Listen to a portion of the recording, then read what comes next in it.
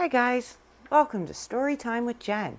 Today we're going to be reading The Stinky Cheese Man and Other Fairly Stupid Tales by Jon Sceiszka and Lane Smith.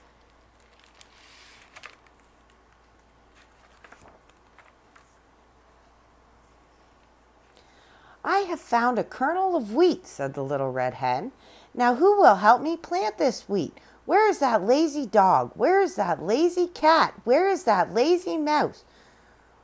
Wait a minute, hold everything. You can't tell your story right here. This is the end paper. The book hasn't even started yet. Who are you? Will you help me plant the wheat? I'm Jack. I'm the narrator. And no, I can't help you plant the wheat. I'm a very busy guy trying to put a book together. Now, why don't you just disappear for a few pages? I'll call you when I need you. But who will help me tell my story? Who will help me draw a picture of the wheat? Who will help me spell the wheat? Listen, hen, forget the wheat. Here comes the title page. Title page for The Stinky Cheese Man and Other Fairly Stupid Tales. It says this book is dedicated to our close, personal, special friend, your name here, JS and LS. I know. The page is upside down. I meant to do that. Whoever looks at the dedication stuff anyhow? If you really want to read it, you can always stand on your head. Introduction. A long time ago, people used to tell magical stories of wonder and enchantment. These stories were called fairy tales. Those stories are not in this book. The stories in this book are almost fairy tales, but not quite. The stories in this book are fairly stupid tales. I mean, what else would you call a story like Goldilocks and the Three Elephants? This girl walking through the woods smells peanut porridge cooking. She decides to break into the elephant's house, eat the porridge, sit in the chairs, and sleep in the beds. But when she gets in the house, she can't climb up on the baby elephant's chair because it's too big. She can't climb up on Mama Elephant's chair because it's much too big. And she can't climb up on Papa Elephant's chair because it's much, much too big. So she goes home. The end. And if you don't think that's fairly stupid, you should read Little Red Running Shorts or maybe The Stinky Cheese Man. In fact, you should definitely go read the stories now because the rest of this introduction just kind of goes on and doesn't really say anything.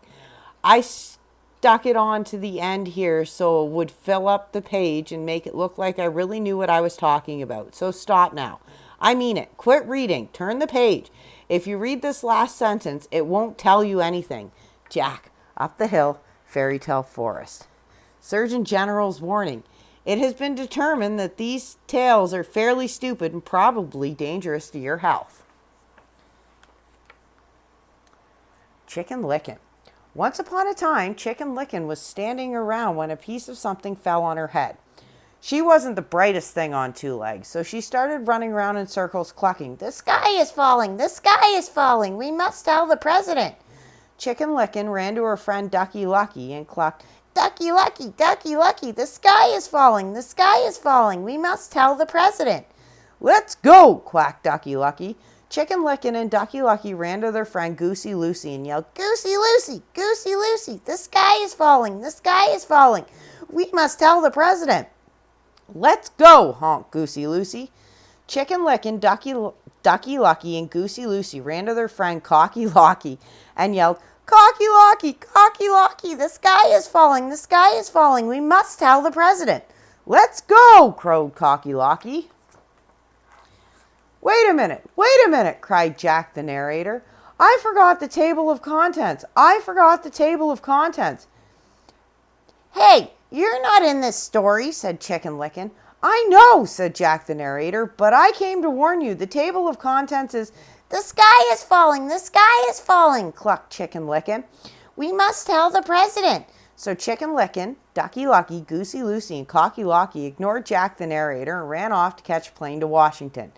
Just outside the airport, they met Foxy Loxy. "Foxy Loxy, the sky is falling, we must tell the president," yelled Chicken Licken, Ducky Lucky, Goosey Lucy, and Cocky Locky. "Well, come with me," said Foxy Loxy. "I know a shortcut to the airport." Foxy Loxy led Chicken Licken, Ducky Lucky, Goosey Lucy, and Cocky Locky to his cave. He didn't get to eat them, though, because Chicken Licken was almost right. The sky wasn't falling.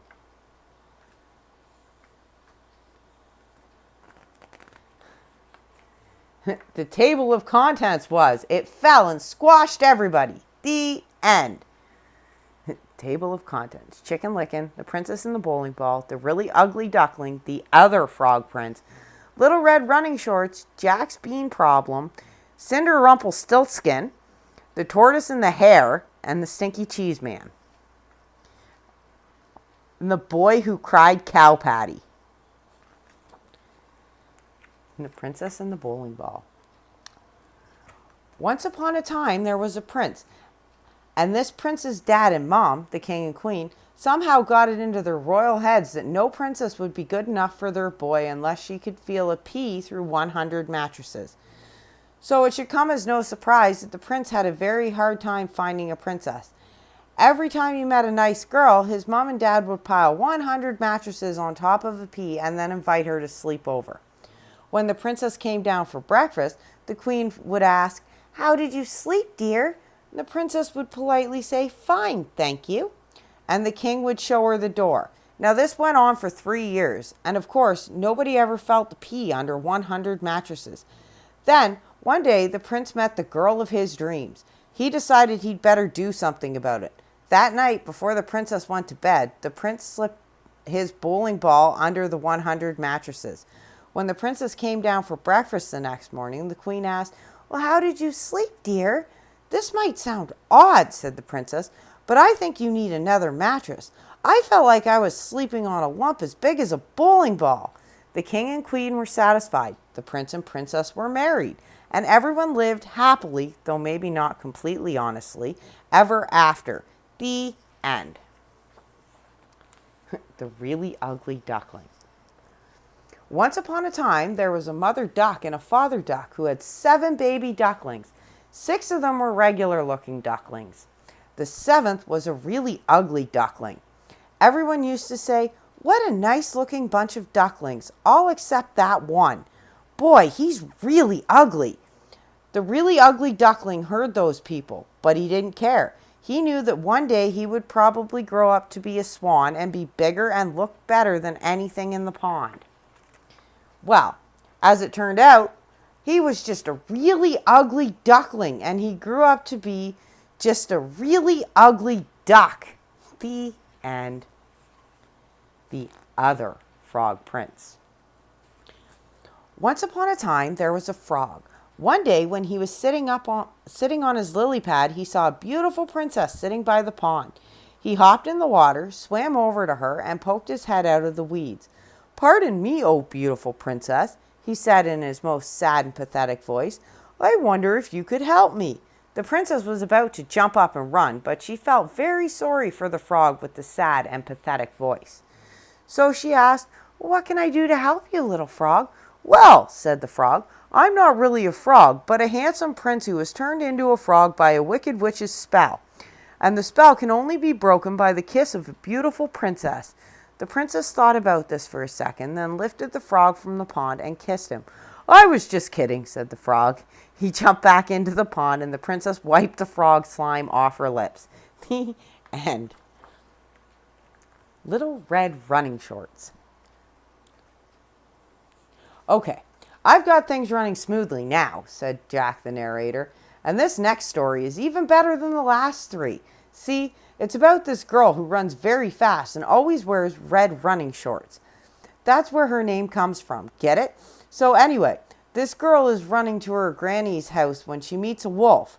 He tricks her into taking the long way while he takes the shortcut. Now this is the good part, because Red runs so fast that she beats the wolf to Granny's house. He knocks on the door. Red answers it. And guess what she says? "My, what slow feet you have." And that's it. The end. Is that great or what? So sit back, relax, and enjoy Little Red Running Shorts. And now, like I already said, Little Red Running Shorts. "You just told the whole story," says Little Red Running Shorts. "We're not going to tell it again." "Well, you can't say that," says Jack. "You have to start with once upon a time." "No way," says the wolf. "You blew it."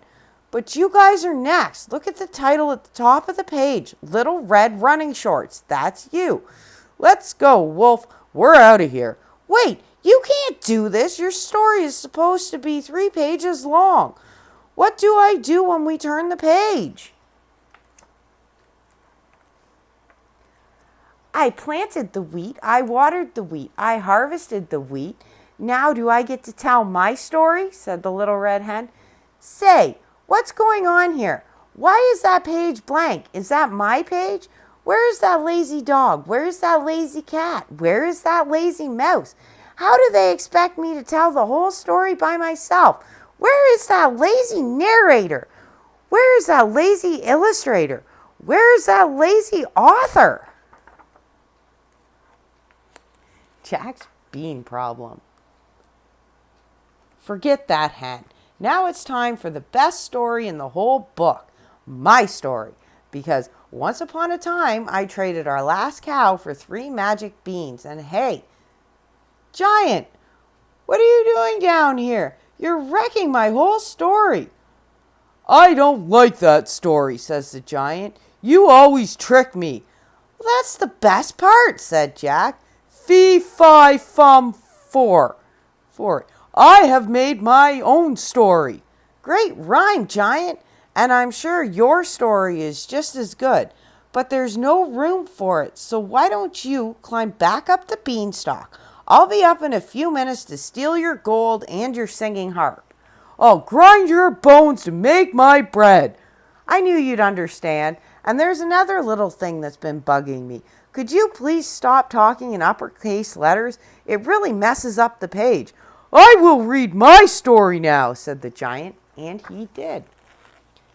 Giant story. The end of The Evil Stepmother said, I'll huff and I'll snuff and I'll give you 3 wishes. The beast changed into 7 dwarves, happily ever after, for a spell had been cast by a wicked witch once upon a time. That's your story, said Jack.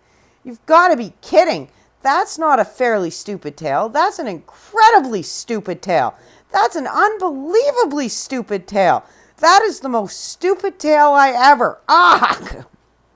The giant grabbed Jack and dragged him to the next page.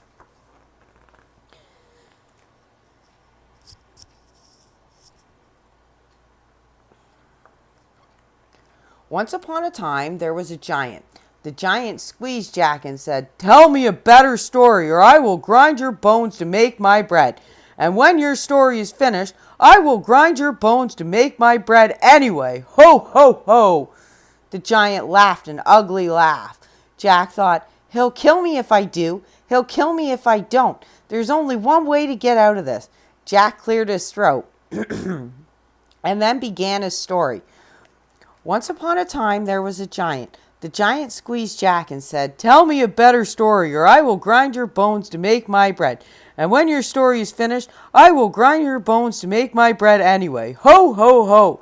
The giant laughed an ugly laugh. Jack thought, He'll kill me if I do. He'll kill me if I don't. There's only one way to get out of this. Jack cleared his throat and then began his story. Once upon a time, there was a giant. The giant squeezed Jack and said, Tell me a better story, or I will grind your bones to make my bread. And when your story is finished, I will grind your bones to make my bread anyway. Ho, ho, ho! The giant laughed an ugly laugh. Jack thought, He'll kill me if I do. He'll kill me if I don't. There's only one way to get out of this. Jack cleared his throat and then began to tell his story. Once upon a time, there was a giant. The giant squeezed Jack and said, Tell me a better story, or I will grind your bones to make my bread. And when your story is finished, I will grind your bones to make my bread anyway. Ho, ho, ho! The giant laughed an ugly laugh. Jack thought, He'll kill me if I do. He'll kill me if I don't. There's only one way to get out of this. Jack cleared his throat and then began the story. Once upon a time, there was a giant. The giant squeezed Jack and said, Tell me a better story, or I will grind your bones to make my bread. And when your story is finished, I will grind your bones to make my bread anyway. Ho, ho, ho! The giant laughed an ugly laugh. Jack thought, He'll kill me if I do. He'll kill me if I don't. There's only one way to get out of this. Jack cleared his throat and then began his story. Once upon a time, there was a giant. The giant squeezed Jack and said, "Tell me a better story, or I will grind your bones to make my bread.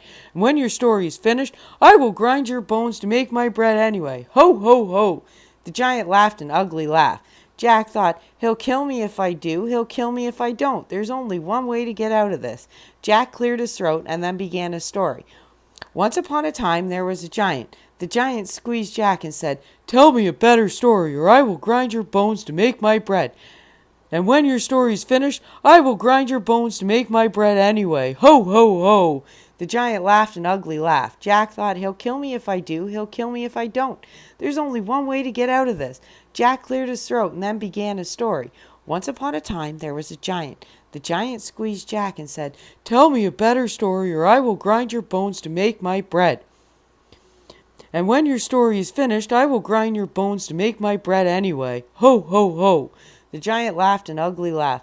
Jack thought, "He'll kill me if I do, he'll kill me if I don't. There's only one way out of this."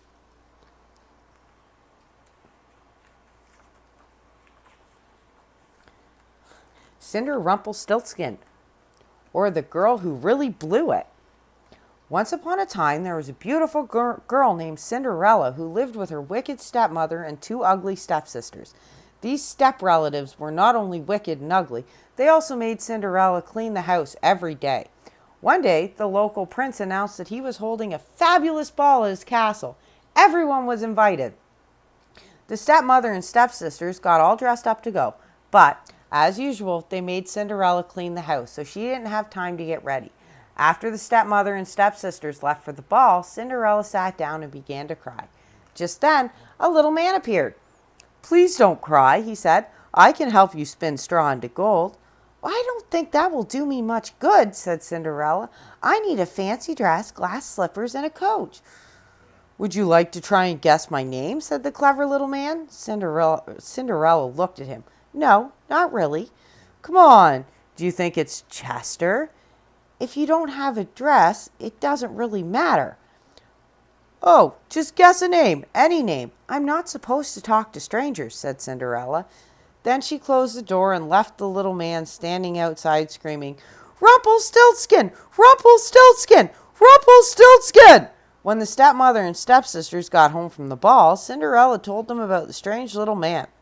They still made her clean the house, and meaner still, they changed her name to Rumpelstiltskin. The end. The Tortoise and the Hare. Once upon a time there was a tortoise who was very slow but very dependable.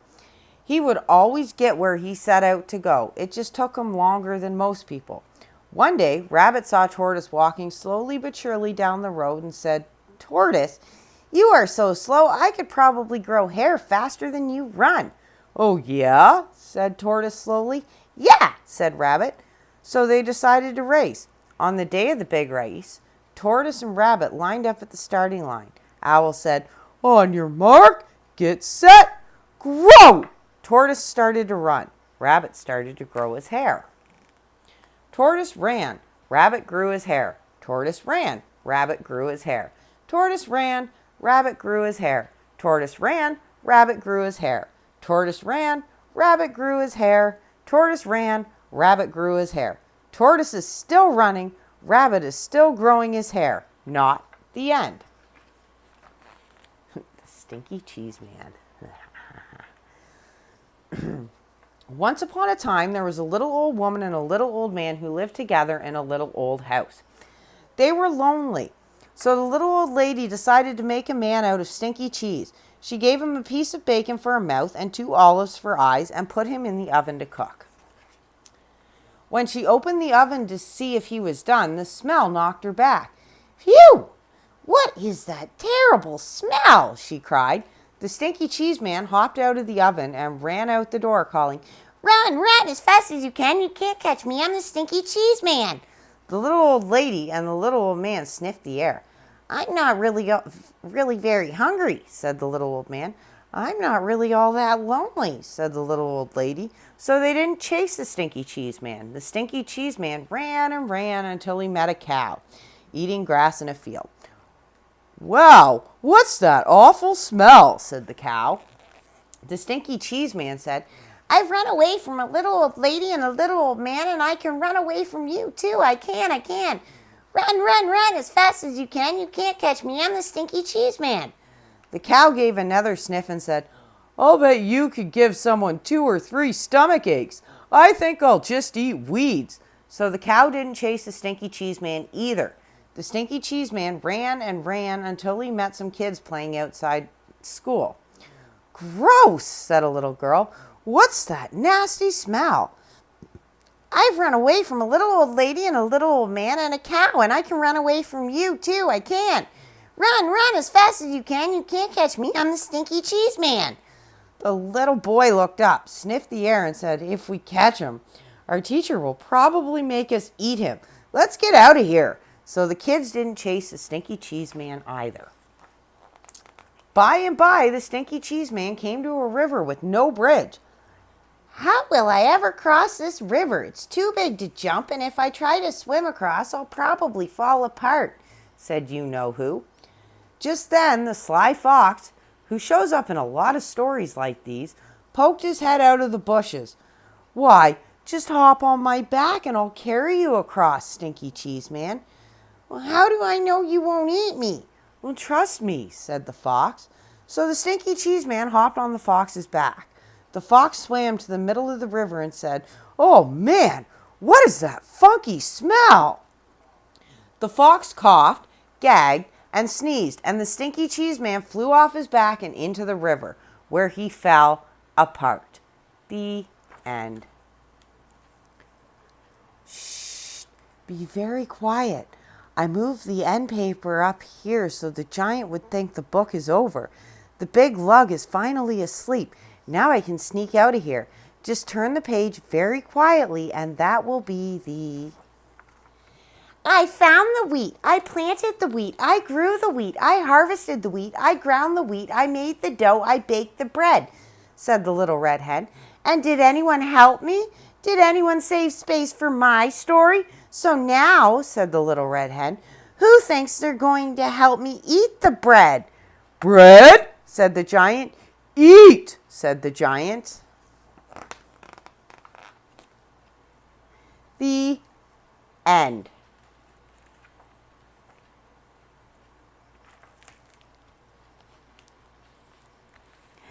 Have a good day. Don't forget to like and subscribe for more stories daily.